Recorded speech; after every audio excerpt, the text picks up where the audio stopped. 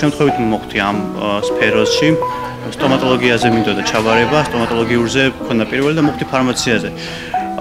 იქ მომეწონა საგნები, რომელსაც მე გავდიოდი, მომეწონა პროფესიის სპეციფიკა და გადაწყვიტა, რომ დავჩინილიყავი ამ პროფესიაში.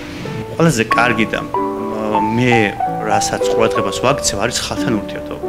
ხალხთან კომუნიკაცია, იმიტომ რომ დღის განმავლობაში ჩვენ ძალიან ბევრ ადამიანს ვემსახურებით, რომლებსაც სხვადასხვა ფსიქოტიპი აქვს. ზოგი გაბრაზებულია, ზოგი მხიარული შემოდის და ჩვენი ვალდებულება დავეხმაროთ მას. და ასევე, როგორც პროფესიული თვალსაზრისით, ფარმაკოლოგია ძალიან საინტერესო საგანია და ყოველ დღე ვითარდება. ზოგადად მიყვარს ხალხის დახმარება, მიყვარს ხალხთან კომუნიკაცია და ყველაფერს ვაკეთებ, რომ ჩემი ცოდნით მათ დავეხმარო. ჩემი თავია, თავიდან აღმოვაჩინე და ყოველ დღე ვითარდები. ეს შეიძლება იყოს ხალხთან კომუნიკაციასთან დაკავშირებული ან ფარმაკოლოგიური ცოდნის მხრივ.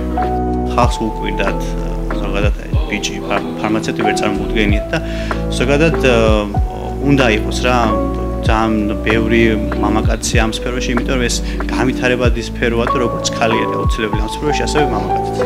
ვარ ამ სფეროში უკვე 3 წელი არის და ჩემი აზრით უკვე ამოვწურე სააფთიაქო საქმე.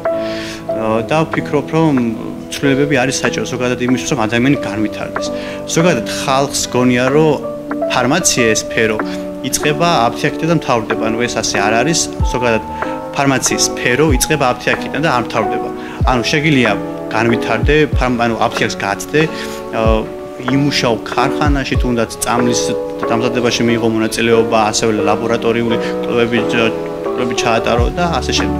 ვსწავლობ აგრეთვე სახელმწიფო უნივერსიტეტში ფარმაციაზე, ну ჩემ სფერო რაც არის, იქ ვსწავლობ და თან მუშაობ. ეს არის ძალიან რთული. დღის განმავლობაში ისე უნდა გაანაწილო დრო, რომ სამსახურშიც მოხვიდე თავის დროზე და ლექციებსაც დაესწრო. ამას ჩემი თანამშრომლები მეხმარებიან და ძალიან დიდი მადლობა მათ და ასევე ჩემი ლექტორები, რომელიც მითვალისწინებენ. მიზანია, რომ ჩემი თავის საუკეთესო ვერსია ვიყო და ის რაც მინდა, ანუ ის გამომივიდეს ცხოვრებაში. რო გადავხედავ ჩემ ცხოვრებას, თქვა რომ აი მე სწორად გავაკეთე ეს და მივაღწიე რაც ქონდა მიზნად დასაქმებული. ანუ ეს დრო რაც ჩვენ გვაქვს არის აი რა შეუცვლელი.